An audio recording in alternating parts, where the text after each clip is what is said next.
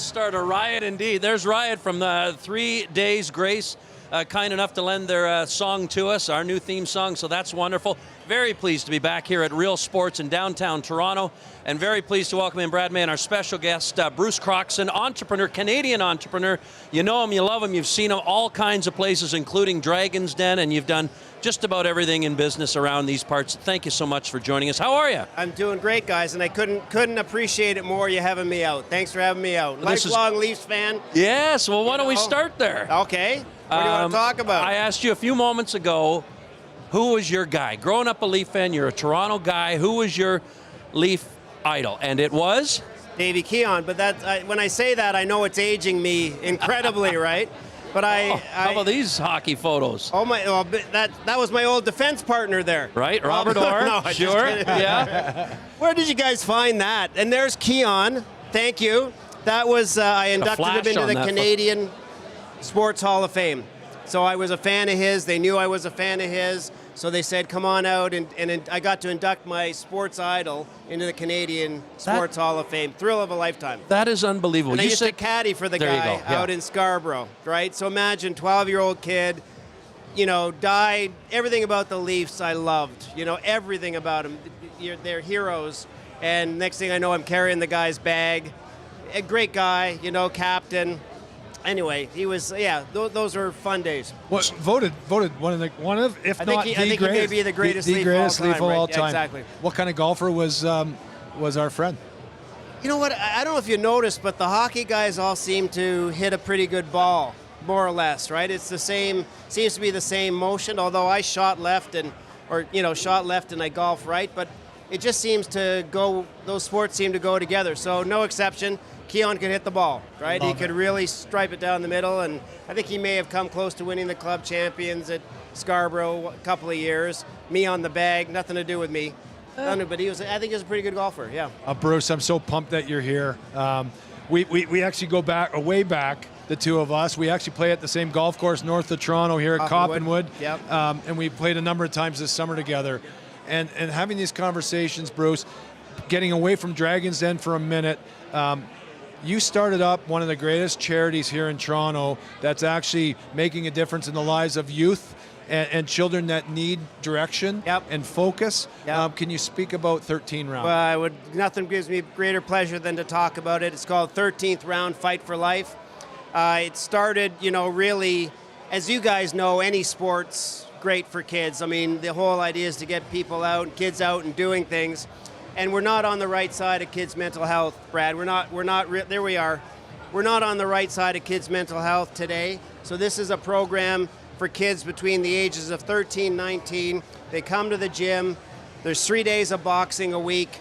We give them a meal, tutoring, social work backup, and then they drop in another 3 days a week. 570 kids through the program since mid-2022. So we're kind of bursting at the seams right now, and about to open new locations in Vancouver, Niagara Falls, and Hamilton. So it's really kind of taken off. So Ryan, just so you know, I was so lucky I got invited to go with Bruce and a few of our friends that are here with us tonight to the gym to meet the boxing coaches, but also the children that actually are taken care of in this environment. Incredibly special. From that day, we did it in the summertime. I've talked to Kevin McGuire, who's the president of the Toronto Maple Leafs alumni. Kevin's a wonderful guy, and he does a great job for all of us alumni. And I want to get our guys, our brethren involved with this charity because it's making a difference. 570 kids that are being affected, and it's going to amplify and multiply, and you're looking at expanding to how many you think over the course of the next year? We'll be in 3 more gyms by the end of next year, right? So up and running in a program, 13th Round. You can, if you want to check it out, you can go online, 13th Round Fight for Life. If you're parents of kids that might be looking for some direction, because we really aren't on the right side of this youth mental health issue. Like, it's a lot different than when we were kids and when you guys were kids. I think it's tougher now, and I think in truth it's done well, partly because we underestimated the need. Like, we've just been swamped with kids that have been gravitating towards this program. Kind of a neat tie-in because your son was involved in the sport, and I would imagine I'm getting that right, correct? Yeah. Good athlete. And you yourself have kind of rubbed shoulders and elbows with some pretty good boxing legends, from what I understand. Yeah, no, listen, I'm a lifelong fan of the sport. There I am doing my best. Oh yeah, there's George. What the heck? Where are you guys finding this stuff? The boys. We do, Bruce. The Internet's a boys, dark what place. We do. Bruce, we're first class here. No kidding. You guys don't mess around, huh? Like, there's this thing called the internet. Yeah, George. Great photo. Listen, I've always loved the sport, and I'll say it again. It could be any sport that we get kids involved in, but there is something about this boxing that, it's the discipline of it, the respect of opponent. It sort of cuts through even the toughest kid. You think you're tough till you show up in a ring, and take one on the beak, and then you're not so tough. So a lot of places just to something hide. about it, right? Yeah. So it's working for us. Were you ever, when you were growing up, were you ever involved in boxing at all? So when no, I wasn't until I became a junior hockey player, and I knew that I had to protect myself, not be a tough guy or the aggressor, but just to protect myself. I took Taekwondo as a kid. The discipline from that all summer when I got drafted to the time I went to a team that I shouldn't have made, I wasn't going to make. 2 years later, I'm a first-round draft pick. But I came back and I went to the Atlas boxing gym just off of Keele and Lawrence in Toronto. I did it not every day, but many days of my summers early on in the NHL. I trained. That's where Lennox Lewis trained before the Lennox has been by the gym. And what a fan. Yep. Adrian Tedescu, I believe, is the name. I might make a mistake there, but I learned so much. Well, mate, and honestly, I got to do it for 19 years, guys. I didn't get beat often, and it was because of the focus and the training. How tired were you after an on-ice fight? Exhausted. But how long did that last? Hey, listen, 35 seconds, So maybe. These guys in the day used to go 15 rounds. Can you imagine as a heavyweight? I couldn't, and There's nowhere to hide. It's a tough freaking sport, man. I got to ask, we're going way off, but I will say, favorite fight of all time, or round? 1975 Thrill in Manila. Okay. The 13th round of that fight, which is what we've named the gym after. Ali, Fraser. They went at each other so hard in that round that by the start of the 15th, neither guy could get off the stool. When Ali heard that Fraser couldn't get up, he staggered to his feet, and it's that famous Ali quote, "It's the closest to death I've ever been, but by getting up, he won the fight." Beautiful. So that's our story, right? I love if you can get up when you have the inevitable knockdown that we're all going to have in our life, you're going to get knocked down. It's not up to the right. Anyone tells you that. A lot of entrepreneurs, what they'll tell you, it's all great. Bullshit, right? Like it's a roller coaster. Yeah. So how do you handle it when you've been knocked down, right? That's what we're trying to instill. I love it. I had Hagler, Hearns, and maybe Gaddy and Ward round 9. I can go on all day. I love the sport. Trinidad Good on Vargas, you. one of the best. Beautiful. Let's talk a little bit about, I think a lot of Canadians would recognize you on the public side of things, and that is your time with Dragon's Den. Yeah. Just a fantastic Canadian show that I think really resonated with a lot of people. I'm here to pitch an idea, maybe our show. If you haven't heard that, never heard that. Never. Well, I've got you here. I've got a small time for everything. idea. Yeah. There we go. So there you are, and maybe just what comes to mind when you think about your 3 years there, Bruce, and the relationships you had with that panel, and maybe the entrepreneurs and other investors. Well, there's a good one. So Jimmy, right, and Brad obviously running the Leafs. I mean, we all had our stories, and we've all had, different versions of what you might call success. But when you look at that guy's story, unbelievable. Incredible. RCMP cop, drops into a pizza place regularly enough that he came that he kind of liked it, right? Goes home to Vernon, which is the population of about, the size of the, about the size of the bar. And he comes and he says to his dad, "Listen, I dropped into this pizza place that I really like, and I'd like to go into the pizza business." Dad goes, "Wait, let me get this straight, Jim. You want to quit the RCMP where your pension's set and you're set for life to go into the pizza business with a bunch of Greek guys? Are you out of your mind?" And this is the way Jimmy tells the story. But he backed him, and we all know what Boston Pizza is today. So we can all tell our stories, but to me it doesn't get any better than that, and emblematic of a Canadian entrepreneurial success story. Hats off to Jimmy Treliving. What was it that got you so passionately involved with it, and helping either Canadian entrepreneurs, startups, what have you? Why did it resonate with you? I'm a lifelong entrepreneur. Had a front row seat to first generation, so my parents showed up. My dad from England, my mom's Jamaican. He showed up with $40 in his pocket and a grade 8 education. So I had a front row seat of a guy working really, really hard on his own, making something of himself, and it just inspired the heck out of me. So whatever I was going to do, I wanted to be like the old man. So I was trying things, had to make my own thing go, and eventually something hit. So there's an old saying, if you hang around the hoop long enough, you'll catch a ball. So I decided I want to hang around the entrepreneurial hoop and keep trying things, and stumbled on, we created the first online dating platform in the world called Lava Life, which was a lot of fun to talk about use your product in the 20s. Jimmy was eating pizza, I was going on dates. You know what I mean? That's a different show. It's a different show. and the Mayday's profile's business, still there. I'm just kidding. Brad was very good for business, actually. Very good for business. Next. Yeah. Anyway. Bruce, in that picture that we just recently saw, some amazing names. And to name drop them, they're friends. I'm lucky enough to call Jim Treliving a real dear friend. Arlene Dickinson's there, and we've got Dave Chilton, the wealthy barber. Did you learn? I mean, you're well accomplished at that time. What did you learn from them? Because I'm sure the collaboration between all of you makes you all better. From everybody, yeah. So Jimmy's unbelievable with people. It's like he'll walk anywhere, and he'll incredible patience, very street smart, and understands the difference between a good deal and a bad deal. Arlene's very genuine, high value, integrity person. Dave Chilton's one of the smartest guys I've ever met, like bar none. Like we'd be sitting on the stage, guy would come in and say, I want to raise $50,000 for 17.3% of my company. She'll go, well, that means the company's worth X, and we're all scrambling with our papers and pens and calculators, and Chili, he just had it. O'Leary, you all know, right? He's you mean the actor movie star now. Yeah, big movie star. Yeah, they were looking to cast an asshole, and what happened? Oh, there! I know where to go.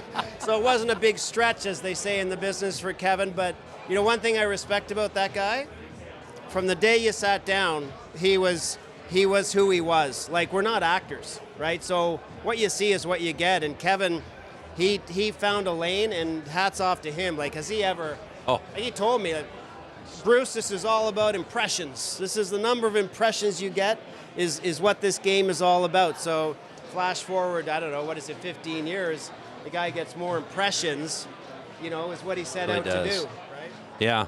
Hey, best investment you ever made? What comes to mind? Well, maybe through that show, the show? Yeah. Balzac's Coffee.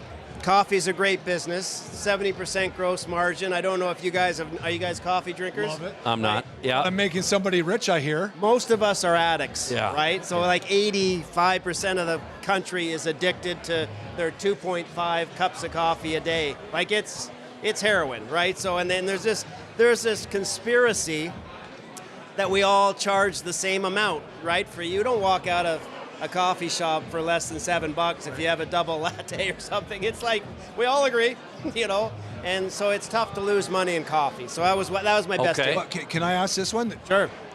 The opposite. What would be the worst deal? Oh that my you God. got into? Yeah, that And one that because you're this- like, this is what was important. I thinking? And by the way, would you do it again with what you knew at the time? Obviously, when you know better, you do better. But I'm blessed with one trait that a lot of entrepreneurs have. When I make a bad deal, aside from the lesson I learned from it, I tend to forget it as soon as possible. Okay. So I don't, there's all, Mayday. Like, I've got so many bad deals. They look at this success. What a bunch of crap, right? 51% of the time, it's going well. 49% of the time, it's not. But that's a net 2. So if you can keep doing that and coming up with different things, it's good, right? there's a lot of people that the thing that fear is the biggest inhibitor for anybody.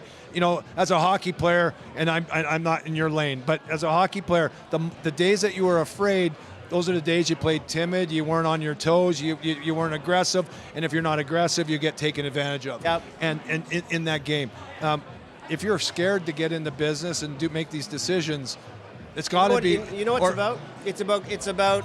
It's about confidence, right? And where the confidence starts? At 13 to 19 years of age, when you're building your self-esteem. So back to the charity and 13th round, we're getting kids at an age where we can impact their self-esteem, right? Where you come in, you can get some pride built in your training, get involved in a community of people that are all doing the same thing. But that's where it starts, because it. Like, how'd you play when you were feeling confident versus when, you may have been nervous or weren't as you wanted the puck off your stick when you're not feeling good. I'll tell you what. Feeling good, you want it. When I was confident, I looked like Ryan Leslie. Look at this suit. Well, I'm going to say, you didn't tell me it was a dress-up affair. You just said, come on down. Like, look at under this all guy. this makeup. Yeah. Unbelievable. I love it. I know, he's just chirping away. This is great. You do look I'm going good. to shred that confidence right out of you right now. Yeah, all right? exactly. Take the hanger out of your shirt before you put it on. Our producer wants one less button. It's just for it's just for ratings. You talk about impressions. For the ladies. Here it Oh, comes. my. Here it comes. There it goes. There it is. I guess, just to piggyback, couple of thoughts left. And that is, how did sports, and maybe you can tie it into the work you're doing, but how did sports and maybe the correlation between business kind of help prep you? Yeah. Was there a time from your passion early on with sport and following whatever and your own involvement in sports and how that kind of went hand in hand? Because you constantly see that businessmen tip their cap to the pro athletes and vice versa. Yeah. Same with musicians as well. So I wonder if there was a parallel. I definitely think there is. And, it goes back to what I said about the different times that we're living in. Because when we were kids, we were out the door, home when the street lights went on, but you were doing stuff. You were playing ball hockey, you were throwing a ball around, and skills develop from that. And if you're any good at it, confidence comes with it.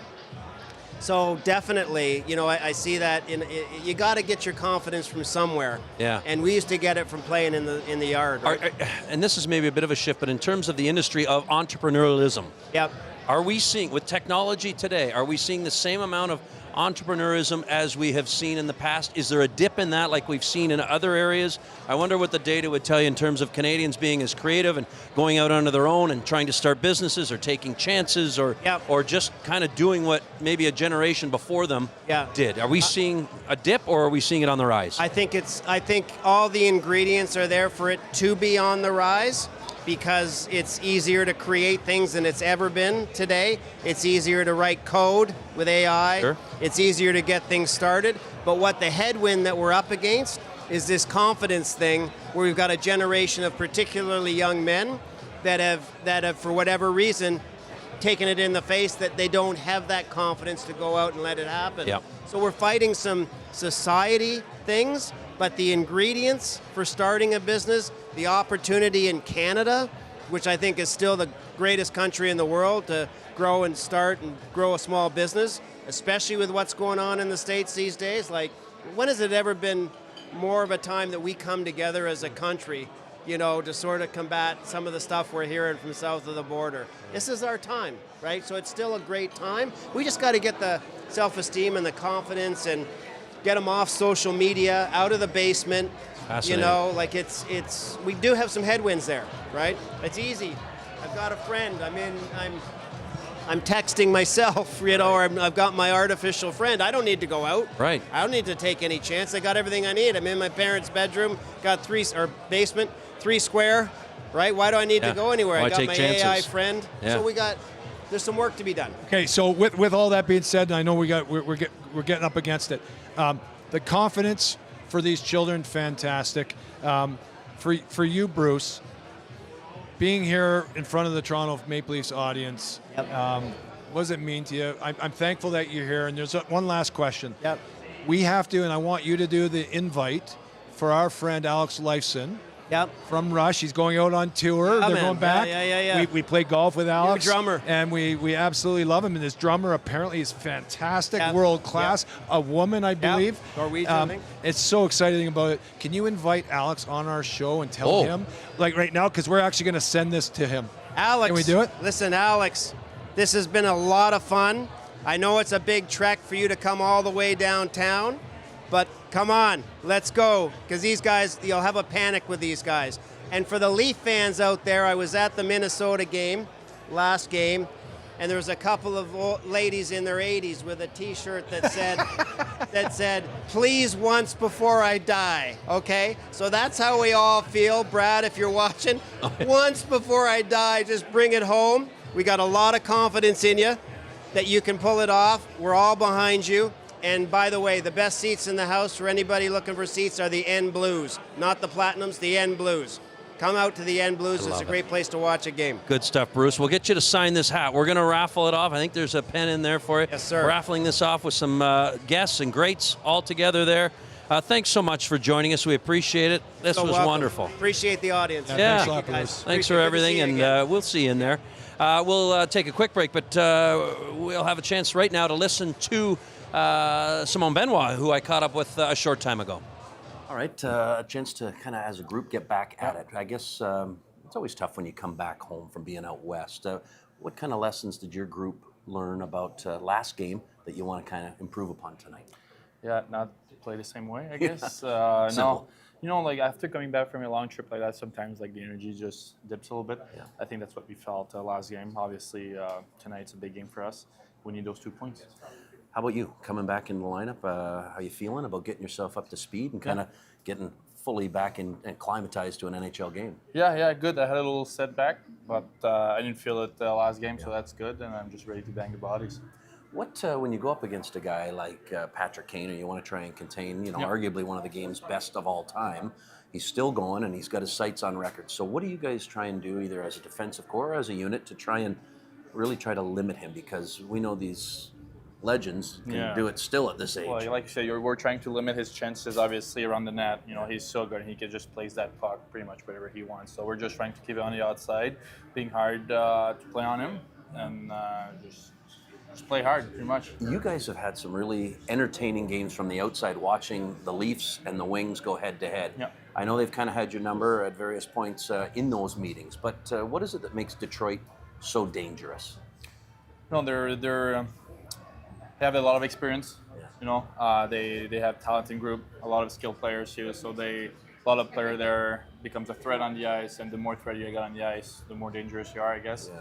So you know, we're just going to try to break down their forecheck. You know, like let them make plays on the outside and just be hard around the net. It may be a dumb question, but do you focus certainly on everybody? But are there in particular guys that you will defensively focus on more? We've talked about Kane, but I wonder about Larkin, and maybe even defensively a guy like Mosai.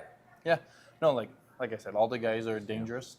For me, like I look at number 1 and number 12 and the forward the same way. Yeah, okay. I'm going to be hard on them. I'm going to try to make their game hell tonight and just play hard. I love it. That's the quote of the night. Yeah, Thanks for this. Thank you. Appreciate it. Thank you, Benny. I love that. Let's give him hell tonight. Awesome to catch up with your friend Bruce Croxon. So cool to fantastic man. You could sit and listen to that guy all day long. Let's get to the game. The Red Wings, one of your old teams in town to take on another one of your old teams, the Leafs. And so a couple of things. We can talk about the importance of this game because these divisional games are so massive. The schedule is just so wild that you have to think on any given night anything can happen. But the reality is Toronto has come up on the short side of their matchup so far with the Red Wings. This is a good team, Brad. What have you make of this matchup? Well, first of all, this is a massive game, certainly divisional. Going into, our last little homestand, you got Vegas, you got Colorado, and Buffalo coming. This is a massive game for the Toronto Maple Leafs. Detroit, they play awfully well. They've got a ton of skill. On the road, they're not as good as what they've been at home. However, they have the propensity to draw penalties. They work hard, they keep the puck, they keep their feet moving, and they force defenders to actually overplay them, drawing penalties. On the flip side of that, the Toronto Maple Leafs are the number 32nd team in the NHL on drawing penalties. Why is that? So there's a massive difference there. So if there's a difference in the game tonight, it's going to be on the special teams. Why do you think that historically in the last, I don't have the data right in front of me, but historically in the last 5-7 years, the Leafs are near the bottom in penalties drawn? Why is that, Mayday? Well, I do think, and here's the thing, if you're going to talk about personality to a team, I'm not suggesting Toronto's soft, but they don't play a heavy, robust, aggressive game physically. They don't. They rely on their skill, their speed, and their execution. But that skill should be able to draw penalties. No, it should. But you draw penalties in the dirty areas, which are on the boards, top of the circles, or below the circles in the offensive zone. And when you actually sustain offensive zone time in the corners, going from corner to corner, low to high, pucks to the net, forcing the other team in difficult situations, that's when they run out of position, take penalties. Toronto is a lot early on when they weren't as good as they were on this last little stretch. One and done. New offensive zone, one play, pucks out, and there's a lot. It's almost a ping pong match many times. And so often over many years, Toronto's skill was able to thrive in that environment. It's a much tighter checking, disciplined league right now, well coached. Joe Woll's going to go back between the pipes tonight. I don't know if you were surprised by that decision. The first time in his career he's given up 5 goals or more in back-to-back games. So here is a goaltender who, is their number one decision, or rather, at this point, their number one goaltender. But I wonder about the decision itself. What did you think about putting him back out there? He was pulled last game, but Craig Berube saying this morning he believes in him, he's our guy, and he's not worried about the workload. Okay, so for me, and I was actually on a radio show yesterday with Nick Kyprios, I said you got to go back to Joseph Woll, and here's my reasoning. Every player on your bench recognizes who your number one goaltender is. I recognize there's been injuries, and Anthony Stolarz, he's back, he's in the Marlies, he's been loaned, but they don't have a definitive number one. Hildeby's been great, but players need to know who's in net, and that's where you get the comfort. When you're actually going back and forth platooning goaltenders across the league, it works at times, but all of a sudden, as a left winger, I'm just talking about myself, but then of course, factor in a centerman and a right winger, the other positions. I take one step closer to my net because I'm a little bit worried, so I play a little tighter on the defensive side. All of a sudden, I'm one step too slow when there's a transitional play, which would have been a 2-on-1, a 3-on-2, or even an even man situation. You end up playing catch up from behind when you're actually platooning goaltenders. I like to know that if you're number one guy, the guy you're going with, not to mention he wants to know, he doesn't want to be worried about every goal and every micromanaging of every play because he's not going to play tomorrow. He needs to know that he's got the net for the next couple weeks. How do you imagine these players today are trying to manage this schedule with rest and nutrition and a game every other night? 16 games the month of January. We're talking about 15 after they come back from the break. This Olympic schedule is condensed. It's a tired storyline, but these are tired players across the league. Across the league, 32 teams, and the travel's been intense. It's not easy. But guess what? We love hockey. We love the Olympics. We all wanted this. The NHL owners, not the owners, but the league itself, they didn't like the idea of breaking from, the season to go to the Olympics. But listen, the game of hockey, we're going to sell it to the world. The Olympics are coming, the best players in the world. And we've got a couple of them with the Toronto Maple Leafs that are going to represent their countries. This is a dream come true for them. So you know what? With sacrifice comes heartache at times. I don't know if GMs would agree with that, but that's a story for a different show. But the truth is, that's reality today. Yeah. By the way, nobody gives a crap if you're tired. You're getting paid a lot of money. Show up, play hard, play tougher than the other team. You got a chance to win. A good man said to me today, tired's a state of mind. You power through. I love it. And by the way, don't ever use the word try. Try's for losers. You either do or you don't. I'm ready to run through a wall. Let's go. We are going to have some tickets. If you check out our social media platforms, you could win 2 tickets for the game on Friday against Vegas. So stay tuned to all of the social media platforms of the Toronto Maple Leafs. Of course, you can find this game tonight on Sportsnet and the Fan 590 beginning at 7 o'clock. We will have a post on our social media outlets to let us know who the winners are of those 2 tickets on Friday. So like, comment, get everything you got going on Unsportsmanlike content. You could be a winner of 2 tickets for the game against the Leafs and Vegas. So tonight, in the meantime, I need some more likes. I want to see more activity. Okay, we gotta go. I unlike hanging around here. We gotta go. Thanks for tuning in.